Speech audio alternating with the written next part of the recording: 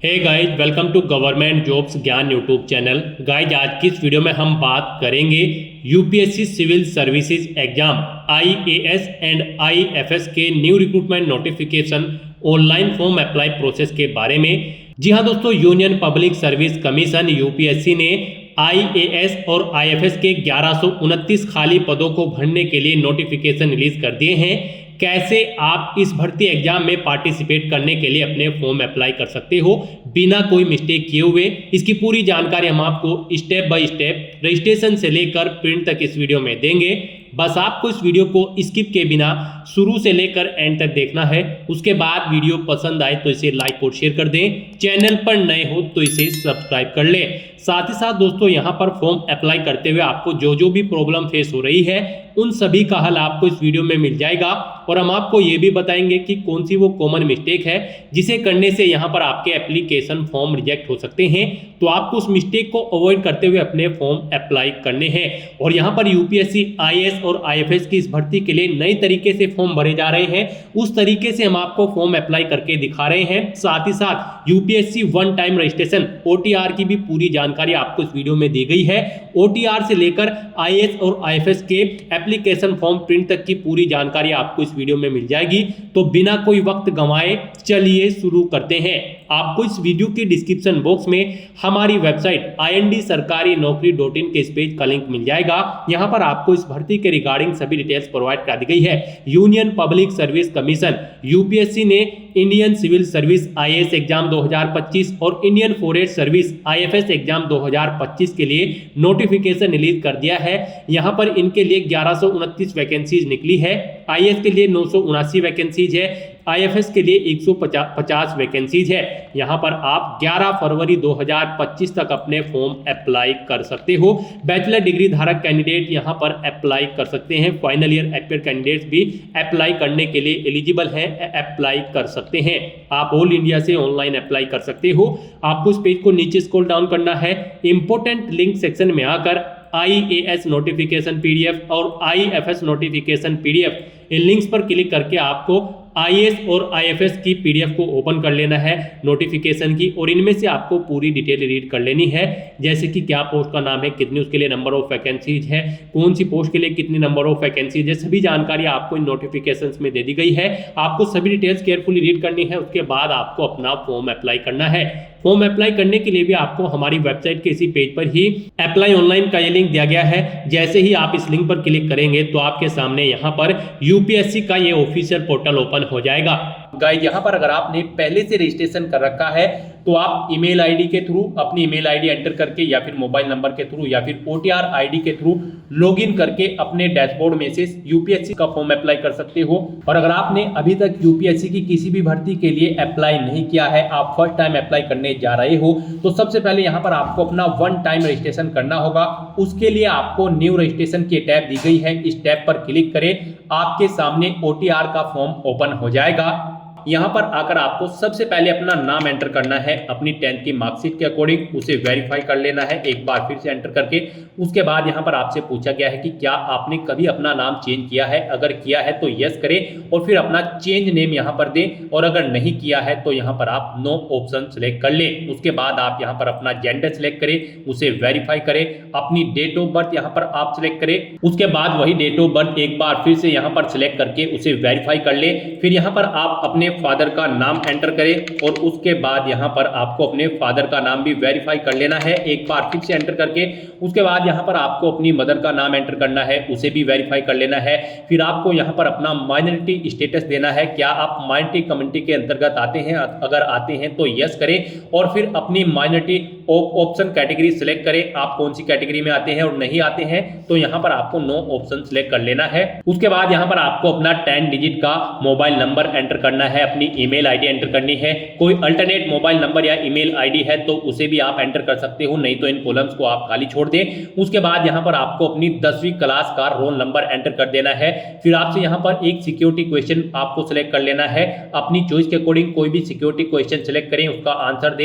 एक और क्वेश्चन आप सिलेक्ट करें यहां पर सिक्योरिटी क्वेश्चन 2 सेक्शन में, और उसका भी आंसर आप प्रोवाइड करा दें। उसके बाद यहां पर आप ये कैप्चा कोड एंटर करें और फिर सबमिट बटन पर क्लिक कर दें। नेक्स्ट आपको आपने पीछे रजिस्ट्रेशन में जो डिटेल्स प्रोवाइड कराई हैं उनका पूरा प्रीव्यू शो कर दिया गया है। आपको सभी डिटेल्स चेकआउट करनी है। कहीं पर कोई मिस्टेक है तो आप अपडेट/चेंज हियर ऑप्शन पर क्लिक करके चेंज कर ले, नहीं है तो आप आई एग्री इस बटन पर क्लिक कर दें। उसके बाद आपके सामने कुछ इस तरह से इंटरफेस ओपन होगा। यहां पर आपके रजिस्टर्ड मोबाइल नंबर और ईमेल आईडी पर ओटीपी सबमिट किए गए हैं। वो ओटीपी यहां पर आपको एंटर करने हैं और वेरीफाई ओटीपी ऑप्शन पर क्लिक करके अपना मोबाइल नंबर और ईमेल आईडी को वेरीफाई कर लेना है। ओटीपी वेरीफाई करने के बाद आपके रजिस्ट्रेशन का फर्स्ट स्टेप यहां पर कंप्लीट हो चुका है। आपको सभी डिटेल्स प्रोवाइड करा दी गई है। आपको इसका एक प्रिंट आउट ले लेना है फ्यूचर यूज के लिए, या फिर इसे नोट डाउन करके रख लेना है। साथ ही साथ आपको एक ओटीआर आईडी प्रोवाइड कराई गई है। ये ओटीआर आईडी और एक पासवर्ड आपको आपकी रजिस्टर्ड मेल आईडी पर भी सबमिट किए गए हैं और ये ओटीआर आईडी आपके रजिस्टर्ड मोबाइल नंबर पर भी सबमिट की गई है। आपको इन्हें केयरफुली नोट डाउन करके रख लेना है फ्यूचर यूज के लिए। इस स्टेप को कंप्लीट करने के बाद आपको दोबारा से यहां पर लॉगिन की स्टेप पर क्लिक करना है। उसके बाद आपके सामने यहां पर लॉगिन का इंटरफेस ओपन होगा। गाइस, यहां पर आप ओटीआर आईडी के थ्रू लॉगिन कर सकते हैं या फिर मोबाइल नंबर के थ्रू या फिर ईमेल आईडी के थ्रू। ईमेल आईडी के थ्रू अगर आप लॉगिन करना चाहते हैं तो यहां पर आप अपनी ईमेल आईडी एंटर करें। उसके बाद गेट ओटीपी ऑप्शन पर क्लिक करें। आपकी ईमेल आईडी पर एक ओटीपी आएगा, वो ओटीपी आप यहां पर एंटर करें या फिर आप अपना पासवर्ड एंटर करें। जो पासवर्ड आपकी रजिस्टर्ड ईमेल आईडी पर आया है, ये सिक्योरिटी कोड यानी कि वेरिफिकेशन कोड आप यहां पर एंटर करें और लॉगिन की स्टेप पर क्लिक करके लॉगिन करें, या फिर आप मोबाइल नंबर के थ्रू यहां पर लॉगिन कर सकते हैं। आप अपना मोबाइल नंबर एंटर करें, गेट ओटीपी ऑप्शन पर क्लिक करें, एक ओटीपी आएगा, वो ओटीपी आप यहां पर एंटर करें और या फिर आप अपना पासवर्ड एंटर करके ये वेरिफिकेशन कोड यहां पर एंटर करके लॉगिन कर लें। या फिर अगर आप ओटीआर आईडी के थ्रू लॉगिन करना चाहते हैं तो आपके मोबाइल नंबर या फिर ईमेल आईडी पर जो ओटीआर आईडी आई है वो आईडी यहां पर आप एंटर करें और फिर आप अपना पासवर्ड यहां पर एंटर करें जो आपकी मेल आईडी पर आपका पासवर्ड आया है और उसके बाद ये वेरिफिकेशन कोड यहां पर एंटर करें और लॉगिन की स्टेप पर क्लिक करके लॉगिन कर लें। लॉगिन करने के बाद आपके सामने कुछ इस तरह से इंटरफेस ओपन होगा। यहां पर अगर आप कुछ चेंज करना चाहते हैं अपने रजिस्ट्रेशन में, जैसे कि अपने जेंडर में, तो क्लिक टू चेंज जेंडर इस ऑप्शन पर क्लिक करें और अपना जेंडर चेंज कर ले। और अगर आप अपने माइनॉरिटी स्टेटस में चेंज आउट करना चाहते हैं तो क्लिक टू चेंज ऑप्शन पर क्लिक करके इसमें भी आप चेंज कर सकते हैं। नहीं तो यहां पर अब आपको अपना नया पासवर्ड क्रिएट करना है। यहां पर गाइड अब आपको अपना नया पासवर्ड क्रिएट करना है। इसके लिए आपको गाइडलाइन दी गई है, आपका पासवर्ड कम से कम 8 कैरेक्टर का होना चाहिए और ये अल्फा न्यूमेरिक फॉर्मेट में होना चाहिए। मींस आपके पासवर्ड में कम से कम एक अपर केस कैरेक्टर, एक लोअर केस कैरेक्टर, एक इंटीजर नंबर और एक स्पेशल कैरेक्टर जैसे कि @ या फिर डॉलर होना चाहिए। वही पासवर्ड आपको यहां पर एक बार फिर से एंटर करके कंफर्म कर लेना है। हम आपको पासवर्ड का सैंपल दिखा रहे हैं, इसके अकॉर्डिंग आपको अपना पासवर्ड क्रिएट करना है। तो आपका अपना पासवर्ड कुछ इस फॉर्मेट में रेडी करना है। इसमें आपका एक अपर केस कैरेक्टर, एक लोअर केस कैरेक्टर, एक इंटीजर नंबर और एक स्पेशल कैरेक्टर होना चाहिए और इसकी लेंथ कम से कम 8 कैरेक्टर की होनी चाहिए। तो इस फॉर्मेट में आपको अपना पासवर्ड यहां पर क्रिएट करना है।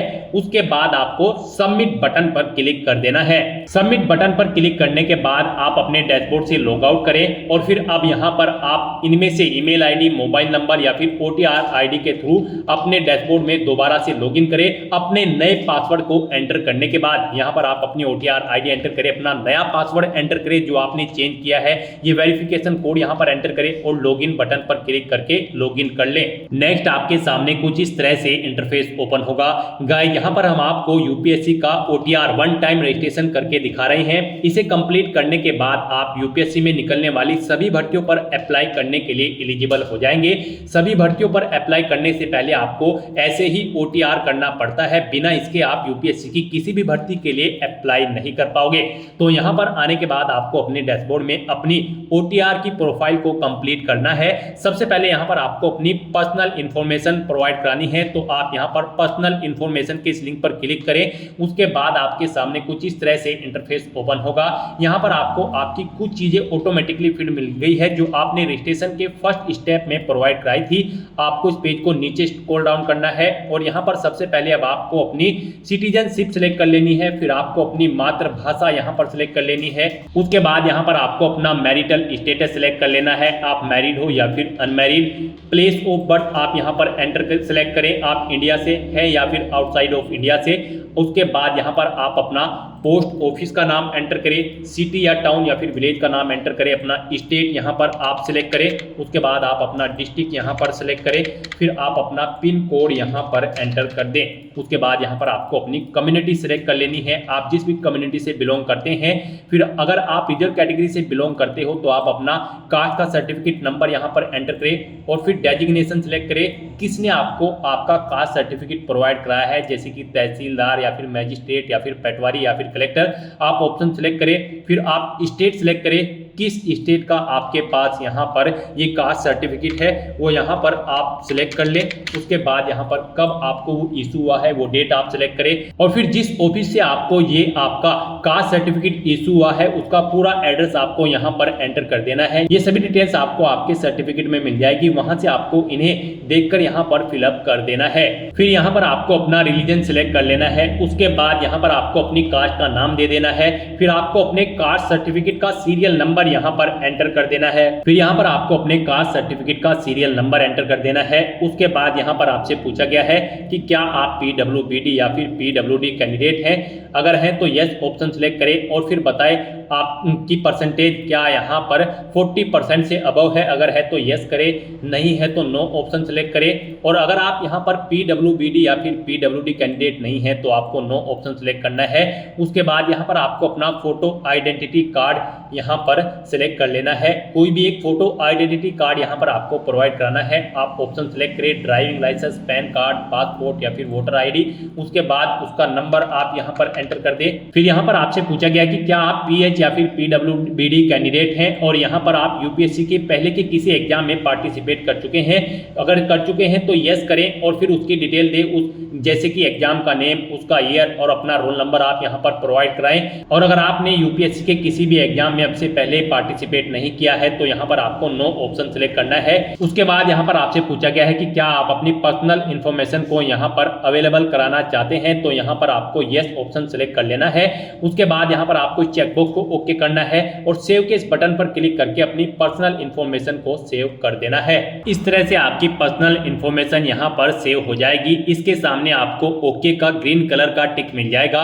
अब यहाँ पर आपको अपना एड्रेस इंफॉर्मेशन प्रोवाइड करानी है। एड्रेस इंफॉर्मेशन के इस लिंक पर क्लिक करें, उसके बाद आपके सामने कुछ इस तरह से इंटरफेस ओपन होगा। अब यहाँ पर आप अपना कोरोस्पोंडेंस एड्रेस एंटर करें, उसके बाद आप अपना परमानेंट एड्रेस यहाँ पर एंटर कर दें। और अगर आपका परमानेंट एड्रेस आपके कोरोस्पोंडेंस एड्रेस के अकॉर्डिंग सेम है तो यहाँ पर click here if your permanent postal address is same as correspondence address, आप इस चेकबॉक्स पर ओके कर दें। ऑटोमेटिकली आपका परमानेंट एड्रेस आपके कोरोस्पोंडेंस एड्रेस के अकॉर्डिंग फिल हो जाएगा। उसके बाद आप सेव के इस बटन पर क्लिक करके अपनी एड्रेस की इंफॉर्मेशन को आप सेव कर दें। एड्रेस की इंफॉर्मेशन प्रोवाइड कराने के बाद आपको अपना फोटो और सिग्नेचर अपलोड करने हैं, तो आप फोटो एंड साइन अपलोड इस लिंक पर क्लिक करें। आपके सामने कुछ इस तरह से इंटरफेस शो होगा। यहाँ पर आपको दी गई गाइडलाइंस के अकॉर्डिंग अपना फोटो और सिग्नेचर अपलोड करने हैं। गाइस यहाँ पर आपका फोटोग्राफ JPG फॉर्मेट में होना चाहिए और आपका फोटो का डायमेंशन 550 पिक्सल से 1000 पिक्सल के बीच में होना चाहिए और आपका फोटो यहाँ पर कुछ इस तरह से होना चाहिए। उसके नीचे यहाँ पर आपको अपना नाम एंटर करना है और फिर किस डेट को यहाँ पर क्रिएट हुआ है वो डेट आपको यहाँ पर एंटर कर देनी है। यहाँ पर आपके फोटो का बैकग्राउंड व्हाइट कलर में होना चाहिए और ये 10 दिन से ओल्ड नहीं होना चाहिए। मीन जिस दिन आप फॉर्म भर रहे हैं उससे 10 दिन से ज्यादा पुराना फोटो आपका नहीं होना चाहिए। तो यहाँ पर आपको चूज फाइल बटन पर क्लिक करना है, फाइल को सिलेक्ट कर लेना है और अपना फोटो यहाँ पर आपको अपलोड कर देना है। अपना फोटो सिलेक्ट करने के बाद आपको चेकबॉक्स को ओके करना है और फिर आपको सेव बटन पर क्लिक कर देना है। और अगर आपका फोटो यहाँ पर बड़ा या छोटा है, आप उसे रिसाइज करना चाहते हैं तो यहाँ पर आप क्लिक हियर के इस लिंक पर क्लिक करें। यहाँ पर आपको पूरी गाइडलाइन दी गई है कैसे आप अपना फोटो यहाँ पर रिसाइज कर सकते हैं। यहाँ पर आपको अपने कंप्यूटर में MS पेंट ओपन कर लेना है, उसमें अपना फोटो इंपोर्ट कर लेना है और इन इंस्ट्रक्शंस को फॉलो करते हुए आपको अपना फोटो यहाँ पर रिसाइज कर लेना है। आप अपना फोटो इन इंस्ट्रक्शंस को फॉलो करते हुए रिसाइज कर सकते हैं, उसे बड़ा या छोटा आप कर सकते हैं। अपना फोटो इस तरह से अपलोड करने के बाद अब आपको सिग्नेचर की स्टेप पर क्लिक करना है और अपने सिग्नेचर भी आपको यहाँ पर गाइडलाइन के अकॉर्डिंग ही अपलोड करने हैं। आपके सिग्नेचर भी जेपीजी फॉर्मेट में होने चाहिए। डायमेंशन इनकी 350 पिक्सल से 550 पिक्सल के बीच में होनी चाहिए और इनका साइज 20 से 300 केबी के बीच में होना चाहिए। तो यहाँ पर अब आपको अपने सिग्नेचर अपलोड करने हैं। इसके लिए भी आपको चूज फाइल बटन पर क्लिक करना है, फाइल को सिलेक्ट कर लेना है और अपने सिग्नेचर्स को यहाँ पर आपको अपलोड कर देना है। सिग्नेचर की फाइल सिलेक्ट करने के बाद आपको इस चेकबॉक्स को ओके करना है और सेव के इस बटन पर क्लिक करके अपने सिग्नेचर को भी अपलोड कर देना है। अपने फोटो और सिग्नेचर अपलोड करने के बाद अब आपको एजुकेशनल इंफॉर्मेशन इस लिंक पर क्लिक करना है और यहाँ पर अपनी एजुकेशनल क्वालिफिकेशन की डिटेल प्रोवाइड करानी है। यहाँ पर सबसे पहले आपको अपनी 10वीं क्लास की डिटेल प्रोवाइड करानी है। यहाँ पर आप अपनी क्लास या डिवीजन बताएं या फिर ग्रेड जो भी आपने 10वीं क्लास में ऑब्टेन की है। जैसे कि अगर आपने फर्स्ट डिवीजन ऑब्टेन की है तो यहाँ पर फर्स्ट एंटर करें। उसके बाद आपने कितने परसेंट मार्क्स ऑब्टेन किए हैं वो यहाँ पर आप एंटर करें। सीजीपीए में स्कोर है तो यहाँ पर आप अपना सीजीपीए दें, कितने में से कितने आपका सीजीपीए है। उसके बाद पासिंग ऑफ ईयर आप प्रोवाइड कराएं, कब आपने अपना 10वीं का एग्जाम पास आउट किया है, कौन कौन से सब्जेक्ट है यहाँ पर आप एंटर करें। यहाँ पर आपको अपने सभी सब्जेक्ट के नाम एंटर कर देने हैं बिना कोई स्पेशल कैरेक्टर यूज किए हुए, जैसे कि कोमा वगैरह आपको यहाँ पर नहीं लगाना है और अपने सभी सब्जेक्ट्स का नाम यहाँ पर आपको स्पेस देकर एंटर कर देना है। उसके बाद यहाँ पर आपको स्कूल का नाम देना है जिससे आपने अपनी 10वीं क्लास पास आउट की है। फिर बोर्ड या यूनिवर्सिटी का नाम देना है जिससे आपने अपनी 10वीं क्लास पास आउट की है। उसके बाद आपको सेव के इस बटन पर क्लिक करके अपनी ये सभी डिटेल सेव कर देनी है। 10th क्लास की डिटेल प्रोवाइड कराने के बाद आपको अपनी 12th क्लास की डिटेल यहाँ पर प्रोवाइड करानी है। तो यहाँ पर आप अपनी 12th आपने अगर कंप्लीट कर ली है तो कंप्लीटेड ऑप्शन सेलेक्ट करें और फिर उसकी डिटेल दें। और अगर आप यहाँ पर अपीयर्ड है तो यहाँ पर आप अपीयरिंग ऑप्शन सेलेक्ट करें। उसके बाद यहाँ पर कोई डिटेल आपको प्रोवाइड नहीं करानी है। तो यहाँ पर अगर आप अपनी 12th कंप्लीट कर चुके हैं तो आपको कंप्लीटेड ऑप्शन सेलेक्ट करना है और अपनी 12th की डिटेल को यहाँ पर प्रोवाइड कराना है। यहाँ पर भी आपको सबसे पहले क्लास या डिवीजन बतानी है जो आपने 12th क्लास में ऑब्टेन की है, कितने परसेंट मार्क्स आपने ऑब्टेन किए हैं वो भी आपको एंटर करना है। सीजीपीए में अगर स्कोर है तो कितने में से कितने सीजीपीए आपने ऑब्टेन किया है वो यहाँ पर आप एंटर कर दें।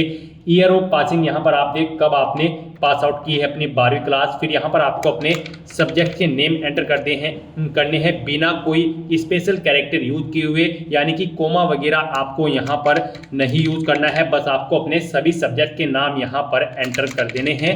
उसके बाद यहाँ पर आपको अपने स्कूल या कॉलेज का नाम देना है जिससे आपने अपनी 12वीं क्लास पास आउट की है, बोर्ड का नाम देना है जिससे आपने अपनी 12वीं क्लास पास आउट की है और सेव के इस बटन पर क्लिक करके आपको अपनी डिटेल सेव कर देनी है।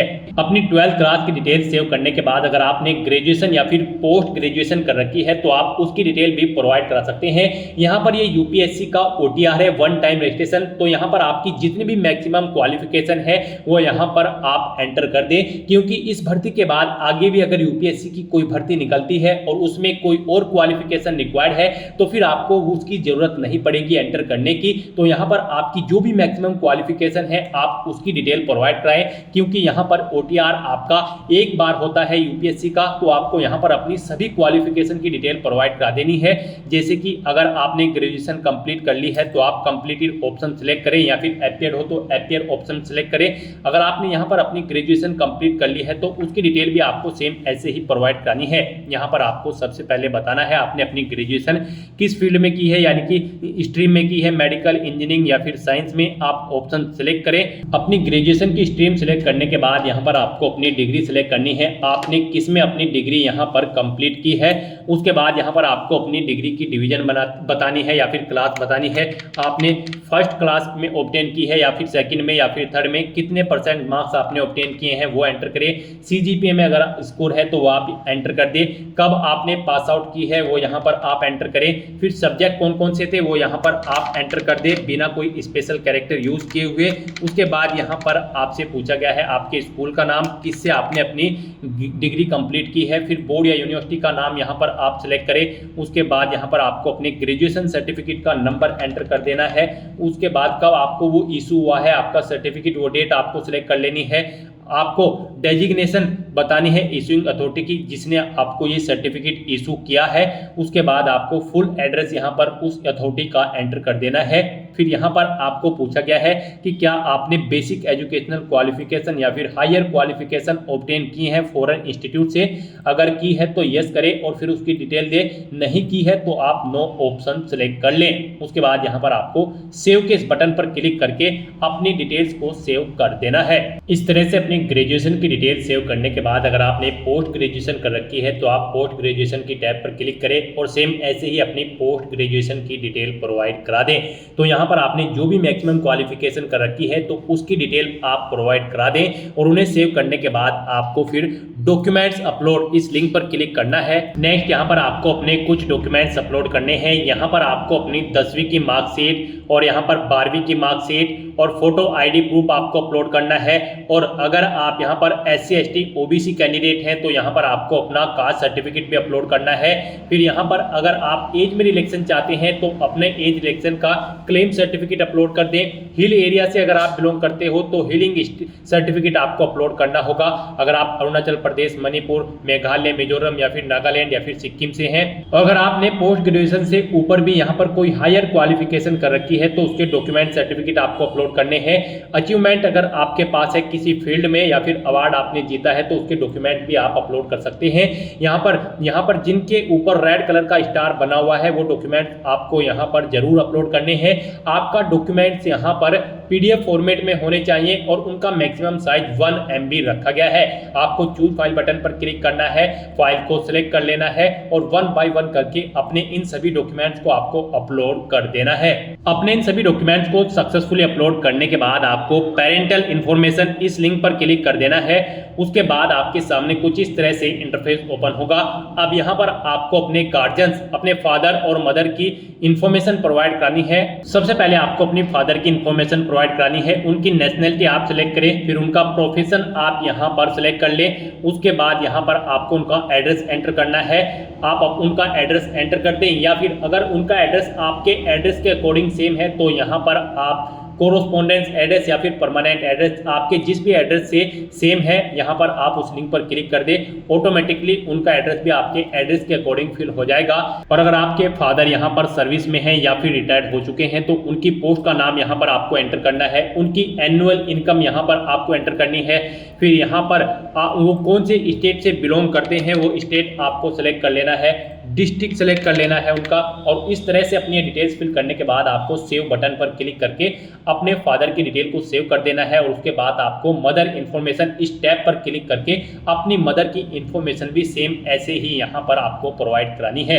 मदर की इन्फॉर्मेशन में भी आपको सबसे पहले अपनी मदर की नेशनलिटी सेलेक्ट कर लेनी है, उनका प्रोफेशन आपको सेलेक्ट कर लेना है और उनका एड्रेस भी आप यहाँ पर एंटर कर सकते हो। नहीं तो यहाँ पर आप कोरोस्पोंडेंस या फिर परमानेंट एड्रेस या फिर फादर एड्रेस ऑप्शन सेलेक्ट करके इन्हीं का एड्रेस यहाँ पर फिल हो जाएगा जिस भी लिंक पर आप क्लिक करेंगे।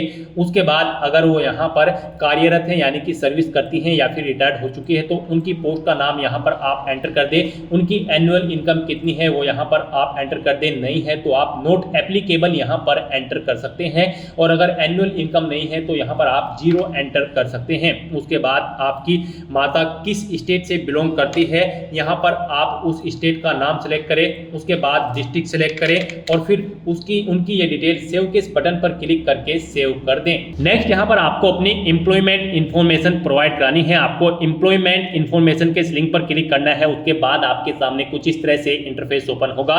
यहाँ पर आपसे पूछा गया है आप सेंट्रल गवर्नमेंट के एम्प्लॉय हैं या फिर स्टेट गवर्नमेंट में आपने सर्विस की है या फिर PSU में या फिर किसी प्राइवेट सेक्टर में या फिर किसी अदर में आप ऑप्शन सेलेक्ट करें और फिर उसकी डिटेल दें। और अगर आप एम्प्लॉय नहीं है आपको यहाँ पर नॉट एम्प्लॉयड ऑप्शन सेलेक्ट करना है और फिर आपको यहाँ पर नो ऑप्शन सेलेक्ट करने हैं और सेव बटन पर क्लिक कर देना है। इस तरह से आपकी एम्प्लॉयमेंट इन्फॉर्मेशन यहाँ पर सेव हो जाएगी। उसके बाद आपको UPSC एग्जामिनेशन इन्फॉर्मेशन इस लिंक पर क्लिक करना है। उसके बाद आपके सामने कुछ इस तरह से इंटरफेस ओपन होगा। यहाँ पर आपसे पूछा गया है कि क्या आपको UPSC ने कभी एग्जाम में बैठने से रोका है। अगर रोका है तो यस करें और फिर उसकी डिटेल दे। नहीं रोका है तो यहाँ पर आप नो ऑप्शन सेलेक्ट कर ले। फिर आपसे पूछा गया है कि क्या आप UPSC के प्रीवियस ईयर के एग्जामिनेशन में भी पार्टिसिपेट किए हैं। अगर किए हैं तो यस करें और फिर उसकी डिटेल दे। नहीं किए हैं हैं तो आप नो ऑप्शन सिलेक्ट कर लें। और फिर आपसे पूछा गया है कि लास्ट के कुछ ईयर में आपने सिविल सर्विस एग्जामिनेशन में पार्टिसिपेट किया है और आपको सर्विस या फिर पोस्ट ऑफर्ड हुई है। अगर हुई है तो यस करें और उसकी डिटेल दें, नहीं हुई है तो आपको नो ऑप्शन सिलेक्ट कर लेना है। इस तरह से अपनी डिटेल्स फिल करने के बाद अब आपको सेव के इस बटन पर क्लिक करना है, अपनी डिटेल को सेव कर देना है और फिर आपको achievement, prizes, medals and other इस लिंक पर क्लिक कर देना है और यहाँ पर अपनी अचीवमेंट्स की डिटेल आपको प्रोवाइड करानी है। यहाँ पर अगर आपने यूनिवर्सिटी या फिर स्टेट या फिर नेशनल लेवल पर किसी गेम में पार्टिसिपेट किया है और आपको कोई प्राइज या फिर मेडल या फिर स्कॉलरशिप मिली है तो यहाँ पर आप उसकी डिटेल दे सकते हैं। स्पोर्ट में अगर आपके पास एनसीसी या फिर अदर है तो आप यहाँ पर उसकी डिटेल दें और अगर आपने कोई पोजीशन डिस्ट्रिक्शन लीडरशिप हासिल की है स्कूल या कॉलेज में उसकी डिटेल प्रोवाइड करा दें। कोई अदर एक्स्ट्रा करिकुलम एक्टिविटीज आपने की है तो उसकी डिटेल प्रोवाइड करा सकते हैं। तो इस तरह से यहाँ पर आपको अपने इन अचीवमेंट्स की, प्राइजेस की, मेडल्स की डिटेल यहाँ पर प्रोवाइड करानी है। अगर आपने अचीवमेंट्स यहाँ पर ऑब्टेन किए हैं, नहीं किए हैं तो आप इनको खाली छोड़ सकते हैं। फिर यहाँ पर आपसे पूछा गया है कि क्या आपके पास यहाँ पर 5 एकड़ एग्रीकल्चर लैंड है और यहाँ पर आपका रेजिडेंशियल फ्लैट 1000 स्क्वायर मीटर से ज्यादा है या फिर रेजिडेंशियल प्लॉट आपका 100 स्क्वायर यार्ड से अबव है या फिर आपका रेजिडेंशियल प्लॉट यहाँ पर 200 स्क्वायर यार्ड या फिर उससे अबव है। अगर इनमें से कोई भी ऑप्शन है तो आप यस ऑप्शन सेलेक्ट करें, नहीं तो नो ऑप्शन सेलेक्ट करें। फिर यहाँ पर आपको अपनी लैंग्वेज की डिटेल प्रोवाइड करानी है। कौन कौन सी लैंग्वेज आप जानते हैं, जैसे कि हिंदी, और उसे आप रीड, राइट, स्पीक और जो भी जानते हैं यहाँ पर आप ऑप्शन सेलेक्ट करें और फिर एग्जामिनेशन आपने कौन सा पास आउट किया है वो एग्जामिनेशन आप यहाँ पर एंटर कर दें। इस तरह से यहाँ पर आपको अपनी लैंग्वेज की डिटेल प्रोवाइड करनी है। अगर आप एक से ज्यादा लैंग्वेज जानते हैं तो यहाँ पर ऐड के इस बटन पर क्लिक करें, फिर यहाँ पर आप अपनी दूसरी लैंग्वेज सेलेक्ट करें और उसकी डिटेल दें। इस तरह से अपनी लैंग्वेज की डिटेल आपको यहाँ पर प्रोवाइड करनी है और फिर आपको सेव के इस बटन पर क्लिक करके अपनी ये डिटेल सेव कर देनी है। इस तरह से आपके वन टाइम रजिस्ट्रेशन की प्रोफाइल आपकी कंप्लीट हो जाएगी। यहाँ पर इन सभी ऑप्शन के सामने आपको ग्रीन कलर का ओके का टिक मिल जाएगा। तो यहाँ पर आपकी ओटीआर की प्रोफाइल कंप्लीट हो चुकी है। गाइस, यहाँ पर ओटीआर कंप्लीट करने के बाद आपको यूपीएससी की भर्तियों के लिए अप्लाई करना है। उसके लिए आपको लेटेस्ट नोटिफिकेशन की स्टेप पर क्लिक करना है। नेक्स्ट आपके सामने कुछ इस तरह से इंटरफेस ओपन होगा। यहाँ पर यूपीएससी की जो भी भर्तियां करंट में चल रही है उन सभी की लिस्ट आपको मिल जाएगी। यहाँ पर आप सिविल सर्विस प्री एग्जाम और civil service and Indian forest service examination के सेक्शन में आकर क्लिक हियर फॉर पार्ट 1 भाग 1 के लिए यहाँ क्लिक करें। आप इस लिंक पर क्लिक करें, उसके बाद आपके सामने यहाँ पर ये इंस्ट्रक्शंस ओपन होंगे। आपको इन्हें रीड करना है, पेज को नीचे स्क्रॉल करना है और यस हाँ इस ऑप्शन पर क्लिक कर देना है। उसके बाद आपको ओके के पॉपअप पर क्लिक कर देना है। नेक्स्ट आपके सामने कुछ इस तरह से इंटरफेस ओपन होगा।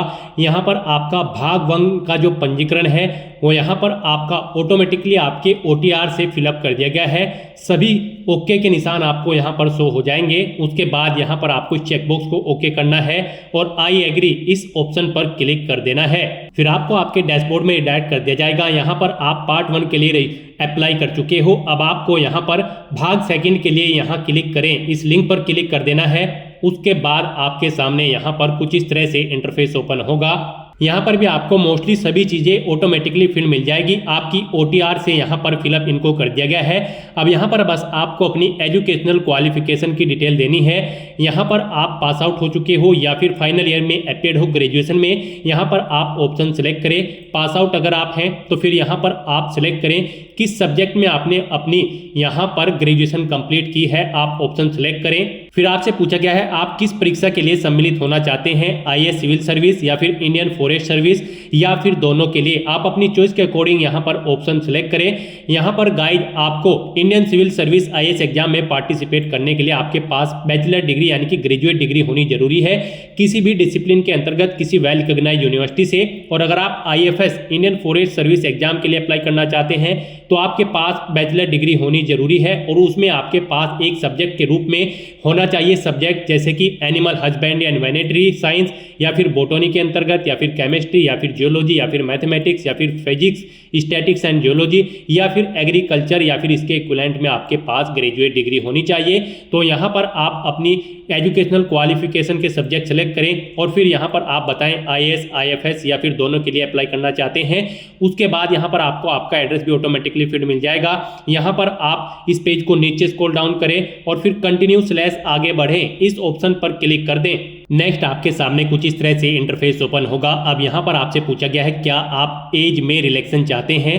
अगर चाहते हैं तो यस करें, नहीं तो नो ऑप्शन सेलेक्ट करें। फिर यहाँ पर आपको आपकी ग्रेजुएशन की जो डिग्री है उसका सर्टिफिकेट आपको दिखा दिया गया है। आप यू डॉक्यूमेंट अपलोडेड इस ऑप्शन पर क्लिक करके अपनी एजुकेशनल क्वालिफिकेशन ग्रेजुएट डिग्री की जो डिग्री है उसे चेकआउट कर सकते हो। ऐसे ही आप यहाँ पर अपनी रिजर्व कैटेगरी का जो सर्टिफिकेट है उसे भी चेकआउट कर सकते हो। यू डॉक्यूमेंट अपलोडेड इस ऑप्शन पर क्लिक करके ये डॉक्यूमेंट आपने रजिस्ट्रेशन टाइम पे अपलोड किए थे, आप इन्हें चेकआउट कर सकते हो। उसके बाद यहाँ पर आपको कंटिन्यू / आगे बढ़े इस ऑप्शन पर क्लिक करना है। नेक्स्ट यहाँ पर आपको बताना है आपने ग्रेजुएशन में कितने % मार्क्स ऑब्टेन किए हैं, आप यहाँ पर एंटर करें। उसके बाद यहाँ पर आपसे पूछा गया है आपने आईएएस के एग्जाम में इससे पहले कितनी बार पार्टिसिपेट किया है, आप यहाँ पर एंटर करें। 1 या 2 बार, जितनी बार भी आपने प्रयास किया है या इससे पहले आप आईएएस के एग्जाम में बैठे हैं वो संख्या आप यहाँ पर एंटर कर दें। और अगर फर्स्ट टाइम आप यहाँ पर पार्टिसिपेट करने जा रहे हो आईएएस के एग्जाम में तो यहाँ पर आपको 0 एंटर कर देना है। उसके बाद यहाँ पर आपको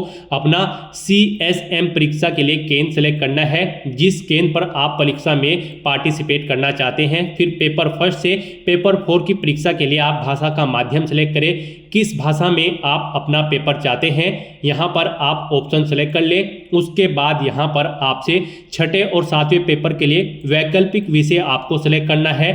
उसके बाद यहाँ पर आपको 6ठे और 7वें पेपर के वैकल्पिक विषय की भाषा का माध्यम आपको सेलेक्ट करना है। उसके बाद पूछा गया है आपसे क्या आप अरुणाचल प्रदेश, मणिपुर, मेघालय, मिजोरम, नागालैंड, सिक्किम के रहने वाले हैं। अगर हैं तो यस ऑप्शन सेलेक्ट करें और फिर अपनी डिटेल दें, नहीं है तो आपको यहाँ पर नो ऑप्शन सेलेक्ट कर लेना है। फिर यहाँ पर आप पेपर ए हेतु यहाँ पर भाषा का चयन करें। उसके बाद यहाँ पर आपसे पूछा गया है आप IFS के एग्जाम के लिए परीक्षा केंद्र सेलेक्ट करें, किस केंद्र पर आप परीक्षा में पार्टिसिपेट करना चाहते हैं। प्रथम वैकल्पिक विषय सिलेक्ट करें, दूसरा वैकल्पिक विषय सिलेक्ट करें। और फिर यहाँ पर आपसे पूछा गया है कि क्या आप पहले भी IFS के एग्जाम में पार्टिसिपेट किए हैं। अगर किए हैं तो जितनी बार आपने पार्टिसिपेट किया है 1, 2 या 3 आप यहाँ पर एंटर करें। और नहीं आपने पार्टिसिपेट किया है, फर्स्ट टाइम आप पार्टिसिपेट करने जा रहे हो IFS के एग्जाम में तो यहाँ पर आपको 0 मेंशन कर देना है। इस तरह से अपनी सभी डिटेल्स फिल करने के बाद आपको कंटिन्यू / आगे बढ़े इस ऑप्शन पर क्लिक करना है। नेक्स्ट आपको आपके एप्लीकेशन फॉर्म का पूरा प्रीव्यू शो कर दिया गया है। आपको सभी डिटेल्स 1 बाय 1 करके केयरफुली चेकआउट करनी है, पेज को नीचे स्क्रॉल डाउन करना है। कहीं पर कोई मिस्टेक है तो आप यहां पर अपडेट ऑप्शन पर क्लिक करके अपडेट कर सकते हैं, नहीं तो आपको यहां पर ये कैप्चा कोड एंटर करना है और फिर आपको आई एग्री मैं सहमत हूं इस ऑप्शन पर क्लिक कर देना है। इस तरह से यहाँ पर आपका IAS एंड IFS एग्जाम का पार्ट 2 का रजिस्ट्रेशन फॉर्म सक्सेसफुली कंप्लीट हो चुका है। अब यहाँ पर आप प्रिंट स्लिप ऑप्शन पर क्लिक करके पार्ट 2 की रजिस्ट्रेशन स्लिप ले सकते हैं, नहीं तो यहाँ पर अब आपको click here for DAF of CSM part 3 इस ऑप्शन पर क्लिक कर देना है। यानी कि यहाँ पर ये पहला जो ऑप्शन है ये सिविल सर्विस मेन एग्जाम है और ये second Indian forest service main exam है। तो यहाँ पर आप click here for DAF of CSM part 3 इस ऑप्शन पर क्लिक करें। उसके बाद आपके सामने यहाँ पर कुछ इस तरह से इंटरफेस ओपन होगा। यहाँ पर आपको इंटरव्यू की लैंग्वेज का मीडियम सेलेक्ट करना है, किस लैंग्वेज में आप इंटरव्यू में पार्टिसिपेट करना चाहते हैं, यानी कि किस लैंग्वेज में आप अपना इंटरव्यू देना चाहते हैं। फिर यहाँ पर आपसे पूछा गया कि क्या आपके फादर जिंदा है या फिर मर चुके हैं, तो यहाँ पर आपको अलाउ या फिर डिसीज ऑप्शन सेलेक्ट करना है। फिर ऐसे ही आपको अपनी मदर का बताना है वो जिंदा है या फिर मर चुकी हैं। फिर आपसे पूछा गया है कि क्या आप PWBD या फिर PWD कैंडिडेट हैं। अगर हैं तो यस, यहाँ पर आपको ऑटोमेटिकली फिर मिल जाएगा जो आपने रजिस्ट्रेशन टाइम पे फिल किया होगा। आपने नो ऑप्शन सेलेक्ट किया होगा तो यहाँ पर आपको नो ऑप्शन ऑटोमेटिकली सिलेक्ट मिल जाएगा। फिर यहाँ पर आपसे पूछा गया है यहाँ पर इस भर्ती में पार्टिसिपेट करने के लिए जो एजुकेशनल क्वालिफिकेशन रिक्वायर्ड है क्या यहाँ पर आपके पास वो है, तो यहाँ पर आपको यस ऑप्शन सेलेक्ट करना है और फिर आपको सेव एंड कंटिन्यू ऑप्शन पर क्लिक कर देना है। नेक्स्ट यहाँ पर आपको अपनी सर्विस या फिर पोस्ट की प्रेफरेंस एंटर करनी है। यहाँ पर आपको लिस्ट दे दी गई है। फर्स्ट नंबर पर इंडियन एडमिनिस्ट्रेटिव सर्विस है, सेकंड पर इंडियन फॉरेन सर्विस है। तो यहाँ पर आप जिस भी सर्विस या पोस्ट को प्रेफरेंस देना चाहते हैं तो यहाँ पर टॉप पर उसी का नंबर पोस्ट, जैसे कि अगर आप पौंडीचेरी पुलिस सर्विस के लिए प्रेफरेंस देना चाहते हैं फर्स्ट नंबर पर, तो यहाँ पर आप 23 नंबर एंटर करें। और फिर अगर आप सेकंड नंबर पर प्रेफरेंस देना चाहते हैं इंडियन एडमिनिस्ट्रेटिव सर्विस को, तो यहाँ पर आप फिर 1 नंबर एंटर कर दे। इस तरह से आपको अपनी चॉइस के अकॉर्डिंग अपनी पोस्ट की प्रेफरेंस यहाँ पर एंटर कर देनी है और फिर आपको सेव एंड कंटिन्यू ऑप्शन पर क्लिक करना है। नेक्स्ट आपके सामने कुछ इस तरह से इंटरफेस ओपन होगा। अब यहाँ पर आपको अपनी कुछ और डिटेल्स प्रोवाइड करनी है सोशियो इकोनॉमिक्स की, जैसे कि यहाँ पर आपको सबसे पहले अपना बर्थ प्लेस सेलेक्ट कर लेना है। आप विलेज में पैदा हुए हैं, डिस्ट्रिक्ट हेडक्वार्टर या फिर तहसील या टाउन, आप ऑप्शन सेलेक्ट करें। उसके बाद आपसे पूछा गया है यहाँ पर आपने अपनी स्कूल एजुकेशन कहाँ से की है, आप ऑप्शन सेलेक्ट करें। फिर आपसे पूछा गया है आपका place of residence, higher secondary education आपने कहाँ से पास आउट की है वो आप सेलेक्ट करें। फिर यहाँ पर आपको बताना है place of stay of father और गार्जियन, आपके माता पिता या गार्जियन का स्टे कहाँ पर है पिछले 15 साल से, यहाँ पर आप ऑप्शन सेलेक्ट करें, विलेज, तहसील या टाउन या फिर डिस्ट्रिक्ट में ऑप्शन आप सेलेक्ट करें। फिर यहाँ पर आपसे पूछा गया है आपका बैकग्राउंड रूरल है या फिर अर्बन, आप ऑप्शन सेलेक्ट करें। उसके बाद यहाँ पर आपसे पूछा गया है मीडियम ऑफ इंस्ट्रक्शंस, जैसे कि आपकी जो स्कूल लेवल है आपका कौन सा लेवल था, इंग्लिश में था, हिंदी में था या फिर रीजनल लैंग्वेज, आप ऑप्शन सेलेक्ट करें। फिर आपको अपने कॉलेज लेवल बताना है कौन सी लैंग्वेज में था। उसके बाद यहाँ पर आपको अपनी attendant school level, type of institution of attendant at school level option select करना है। आपका स्कूल गवर्नमेंट था, पब्लिक स्कूल था या फिर एडेड प्राइवेट स्कूल था, आप ऑप्शन सेलेक्ट करें। फिर यहाँ पर आपको बताना है अपने कॉलेज का लाइव अटेंडेंट, आपका गवर्नमेंट कॉलेज इंस्टीट्यूट है या प्राइवेट कॉलेज इंस्टीट्यूट है या फिर यूनिवर्सिटी था या फिर कोई अदर है, आप ऑप्शन सेलेक्ट कर ले। फिर यहाँ पर आपको अपनी एजुकेशनल क्वालिफिकेशन की जो डिग्री है उसकी डिटेल देनी है। आपकी ग्रेजुएट डिग्री यहाँ पर किस सब्जेक्ट में थी, आप यहाँ पर ऑप्शन सेलेक्ट करें। फिर आपको अपनी पोस्ट ग्रेजुएशन की डिग्री बतानी है, ये आपने किस में की है, आप ऑप्शन सेलेक्ट करें, नहीं तो अदर ऑप्शन सेलेक्ट करें। अगर एमफिल कर रखी है तो उसकी डिटेल दें, नहीं कर रखी है तो इसे खाली छोड़ दें। अगर आपने पीएचडी की है तो उसकी डिटेल दे सकते हैं, नहीं तो यहाँ पर आप इसे भी खाली छोड़ सकते हैं। उसके बाद यहाँ पर आपको अपना प्रेजेंट एम्प्लॉयमेंट स्टेटस देना है, अगर आप प्रेजेंट में कार्यरत हैं, और अगर आप नहीं कार्य कर रहे हैं अनएम्प्लॉय ऑप्शन सेलेक्ट कर ले। अगर आप एम्प्लॉय हैं तो आपको यहाँ पर अपना एम्प्लॉय का नेचर देना है और फिर यहाँ पर आपको अपनी एनुअल इनकम बतानी है। और अगर आप यहाँ पर अनएम्प्लॉयड हैं तो आप अनएम्प्लॉयड ऑप्शन सेलेक्ट करें, आगे की डिटेल नहीं देनी होगी। उसके बाद आपसे पूछा गया है यहाँ पर आपने प्रीवियस सिविल सर्विस एग्जामिनेशन के बारे में आपसे पूछा गया है। यहाँ पर आपसे पूछा गया है कि क्या आप पहले भी सिविल सर्विस एग्जाम में सिलेक्ट हुए हैं, अगर हुए हैं तो आप यस ऑप्शन सेलेक्ट करें, उसकी डिटेल दें, नहीं हुए हैं तो आपको नो ऑप्शन सेलेक्ट कर लेना है। फिर यहाँ पर आपसे पूछा गया कि क्या आप इससे पहले भी किसी कॉम्पिटिटिव एग्जाम में पार्टिसिपेट कर चुके हैं, अगर कर चुके हैं तो यहाँ पर आप ऑप्शन सेलेक्ट करें, नहीं तो अगर नहीं है इनमें वो एग्जाम तो आप any other examination option select करें। इस तरह से यहाँ पर आपको 3 एग्जाम बताने हैं, क्या आप यहाँ पर किसी एग्जामिनेशन में सिलेक्ट हुए हैं, अगर हुए तो एग्जाम सेलेक्ट करें, नहीं तो आप any other examination option select कर लें। फिर यहाँ पर आपसे पूछा गया है आप सिविल सर्विस क्यों ज्वाइन करना चाहते हैं, फर्स्ट प्रायोरिटी आप किसे देना चाहते हैं, job security, job satisfaction, power या फिर बेटर पे या फिर बेटर सर्विस कंडीशन, आप यहाँ पर ऑप्शन सेलेक्ट करें। और उसके बाद यहाँ पर आप सेकंड प्रायोरिटी पे भी ऑप्शन सेलेक्ट कर लें। नेक्स्ट यहाँ पर आपसे पूछा गया है आपका बैकग्राउंड ऑफ पेरेंट्स गार्जियन, यानी कि आपके गार्जियंस का बैकग्राउंड के बारे में यहाँ पर आपसे पूछा गया है।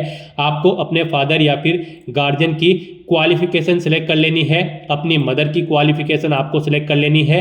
फिर आपसे पूछा गया है आपको सिविल सर्विस एग्जाम के बारे में कैसे पता चला है, आप यहाँ पर ऑप्शन सेलेक्ट करें, एम्प्लॉयमेंट न्यूज या फिर डेली न्यूज़पेपर या फिर यूपीएससी की वेबसाइट से आप ऑप्शन सेलेक्ट करें। If source is employment news, daily newspaper, तो यहाँ पर आप एम्प्लॉयमेंट न्यूज या न्यूज़पेपर का नाम एंटर कर दें। फिर यहाँ पर आपके सिविल सर्विस एग्जाम की कोचिंग के बारे में आपसे पूछा गया है, यहाँ पर आपने सिविल सर्विस प्री एग्जाम के लिए कहाँ से कोचिंग की है, government institute, university, private coaching centre या फिर अदर, आप ऑप्शन सेलेक्ट करें। फिर आप सिविल सर्विस मेन एग्जाम के लिए बताना है कहाँ से आपने कोचिंग की है, यहाँ पर भी आप ऑप्शन सेलेक्ट कर लें। फिर आपसे पूछा गया है आपने सिविल सर्विस पर्सनैलिटी टेस्ट के लिए कहाँ से कोचिंग की है, आप यहाँ पर भी ऑप्शन सेलेक्ट कर लें। उसके बाद आपको सिविल सर्विस प्री एग्जामिनेशन की डिटेल देनी है, नंबर ऑफ अटेम्प्ट मेड, यहाँ पर कितनी बार आपने सिविल सर्विस प्री एग्जाम में अब से पहले पार्टिसिपेट किया है, जितनी बार भी किया है वो यहाँ पर आप एंटर करें, नहीं किया है तो 0 एंटर करें। फिर नंबर ऑफ टाइम क्वालिफाई, यहाँ पर अगर आप 1 या 2 या 3 बार पार्टिसिपेट कर चुके हैं तो कितनी बार आपने क्वालिफाई किया है वो नंबर आप दे दें, नहीं किया है तो 0 आप यहाँ पर एंटर कर दें। फिर आपको सिविल सर्विस मैन एग्जाम के बारे में भी ऐसी ही अपनी जानकारी देनी है, कितनी बार आप अपियर हुए हैं, कितनी बार आपने क्वालिफाई किया है वो आप एंटर करें। फिर यहाँ पर आपको ऑप्शनल सब्जेक्ट के बारे में बताना है, optional subject in previous years main examination if applicable में आपको यहाँ पर ऑप्शन सेलेक्ट कर लेना है। फिर यहाँ पर आपको बताया गया है आपने जो ऑप्शनल सब्जेक्ट सेलेक्ट किया है वो आपकी जो कॉलेज या यूनिवर्सिटी में कोर्स था उससे बिल्कुल डिफरेंट है। तो यहाँ पर आप सेम चाहते हैं, सेम सब्जेक्ट या फिर डिफरेंट सब्जेक्ट, ऑप्शन सेलेक्ट कर ले। फिर यहाँ पर अगर आप सिविल सर्विस एग्जाम में कोई इंप्रूवमेंट करना चाहते हैं जैसे कि सिलेबस, एग्जामिनेशन सिस्टम या फिर पर्सनैलिटी टेस्ट में, तो उसके लिए आप यहाँ पर सजेशन दे सकते हैं। यहाँ पर मैक्सिमम 200 वर्ड आप राइट कर सकते हैं अपनी सजेशन देने के लिए। उसके बाद यहाँ पर आपको सेव एंड कंटिन्यू ऑप्शन पर क्लिक कर देना है। नेक्स्ट आपके सामने कुछ इस तरह से इंटरफेस शो होगा। आप प्रीव्यू एप्लीकेशन इस लिंक पर क्लिक करके अपनी एप्लीकेशन फॉर्म का प्रीव्यू चेकआउट कर सकते हो, उसका एक हार्ड कॉपी प्रिंट आउट ले सकते हो। फिर यहाँ पर आपसे पूछा गया है क्या आपने अपने एप्लीकेशन फॉर्म का प्रीव्यू चेकआउट कर लिया है, तो यहाँ पर आप यस ऑप्शन सेलेक्ट करें और फिर आप पार्ट 3 फाइनल सबमिट इस ऑप्शन पर क्लिक कर दें। इस तरह से यहाँ पर आपका आईएएस पार्ट 3 का जो फॉर्म है वो कंप्लीट हो चुका है।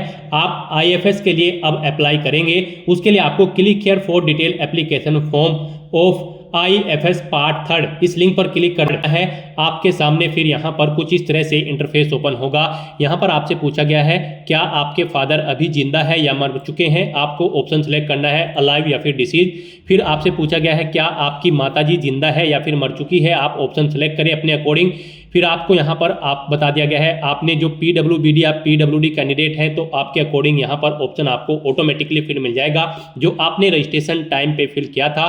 फिर आपसे पूछा गया है यहाँ पर एजुकेशनल क्वालिफिकेशन दी गई रिक्वायरमेंट के अकॉर्डिंग आपकी है, तो यहाँ पर आपको यस ऑप्शन सेलेक्ट करना है और फिर आपको सेव एंड कंटिन्यू ऑप्शन पर क्लिक कर देना है। उसके बाद आपके सामने कुछ इस तरह से इंटरफेस ओपन होगा। अब यहाँ पर भी आपको प्रीव्यू एप्लीकेशन इस ऑप्शन पर क्लिक करके अपने एप्लीकेशन फॉर्म का एक प्रीव्यू चेकआउट कर लेना है और उसका एक हार्ड कॉपी प्रिंट आउट ले लेना है फ्यूचर यूज के लिए, फ्यूचर रेफरेंस के लिए। और यहाँ पर आपसे पूछा गया है क्या आपने अपने एप्लीकेशन फॉर्म का प्रीव्यू चेकआउट कर लिया है, तो यहाँ पर आपको यस ऑप्शन सेलेक्ट करना है। उसके बाद पेज को नीचे स्क्रॉल डाउन करना है और फिर आपको यहाँ पर पार्ट 3 फाइनल सबमिट इस ऑप्शन पर क्लिक कर देना है। इस तरह से यहाँ पर आपके एप्लीकेशन फॉर्म के रजिस्ट्रेशन के सभी पार्ट कंप्लीट हो जाएंगे। अब आपको आपके डैशबोर्ड में आकर centre selection and agreeing to declaration इस लिंक पर क्लिक कर देना है। उसके बाद आपके सामने कुछ इस तरह से इंटरफेस ओपन होगा। अब यहाँ पर आप अपना एग्जामिनेशन सेंटर सेलेक्ट करें जहाँ पर आप एग्जाम में पार्टिसिपेट करना चाहते हैं। उसके बाद यहाँ पर आपको डिक्लेरेशन घोषणा पत्र को रीड करना है और फिर आपको यहाँ पर I have read the declaration and agree, मैंने घोषणा पत्र को पढ़ लिया है और मैं सहमत हूँ। अब आपको यहाँ पर इस ऑप्शन पर क्लिक कर देना है फाइनली सबमिट। इस तरह से आपका एप्लीकेशन फॉर्म सक्सेसफुली सबमिट हो जाएगा। अब यहाँ पर आपको for application status of civil service pre examination 2025 इस लिंक पर क्लिक कर देना है। उसके बाद आपके सामने कुछ इस तरह से इंटरफेस ओपन होगा। यहाँ से आप चेकआउट कर सकते हो आपका आईएएस और आईएफएस का जो एग्जाम है सिविल सर्विस एग्जाम, इनमें यहाँ पर आपको सभी स्टेप में कंप्लीटेड ऑप्शन शो हो जाएगा और आप यहाँ पर क्लिक हियर लिंक पर क्लिक करके अपने एप्लीकेशन फॉर्म का एक हार्ड कॉपी प्रिंट आउट ले सकते हो फ्यूचर यूज के लिए, फ्यूचर रेफरेंस के लिए। गाइस हमने यहाँ पर आपको ये फॉर्म एससी कैटेगरी से फिल करके दिखाया है। SC ST pH female candidate को फीस जमा नहीं करानी है, बिल्कुल फ्री ऑफ कॉस्ट वो अप्लाई कर सकते हैं। और अगर आप जनरल या फिर ओबीसी कैंडिडेट हैं तो आपको 100 रुपये फीस के रूप में जमा कराने होंगे debit card, credit card, net banking या फिर चालान फॉर्म के थ्रू। तो यहाँ पर आप अपना फीस पेमेंट कर दें अगर आप जनरल या ओबीसी कैंडिडेट हैं, उसके बाद फिर आपका फॉर्म कंसिडर होगा। तो दोस्तों ऐसे आप यूपीएससी, आईएएस और आईएफएस सिविल सर्विस एग्जाम के लिए अपने फॉर्म अप्लाई कर सकते हो बिना कोई मिस्टेक किए हुए इस नई तरीके से। आज की इस वीडियो में बस इतना ही। आई होप वीडियो आपको पसंद आई होगी। अगर पसंद आई हो तो इसे लाइक और शेयर करें। चैनल पर नए हो तो इसे सब्सक्राइब कर लें। Thanks for watching.